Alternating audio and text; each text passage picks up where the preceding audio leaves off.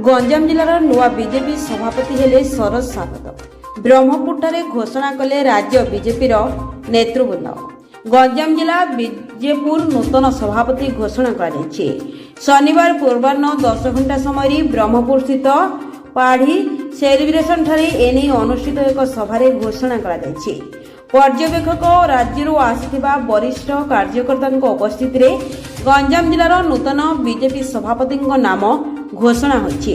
यह अवसर में ब्रह्मपुर सांसद डॉक्टर प्रदीप पाणिग्राही, छत्रपुर विधायक कृष्णचंद्र नायक, ब्रह्मपुर विधायक के अनिल कुमार सह बीजेपुर बहु पदाधिकारी कर्मकर्ता माने उपस्थित थिले।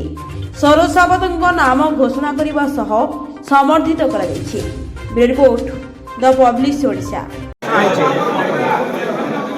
बहुत खुशी दल तरफ गणतांत्रिक पद्धति भितर जड़े सीनियर कर्मकर्ता बहु वर्ष धरी संगठन में जड़ित थिबा श्री शरद सावत को दलर प्रक्रिया विधान आज निर्वाचित होती यह अवसर में बहुत शुभेच्छा अभिनंदन।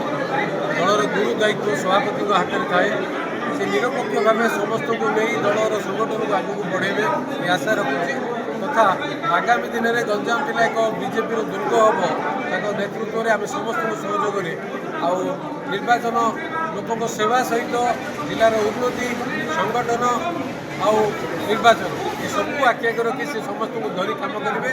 आगामी दिन में बीजेपी कमले कमला गंजाम जिला नहीं आगामी दिन आहरी दृढ़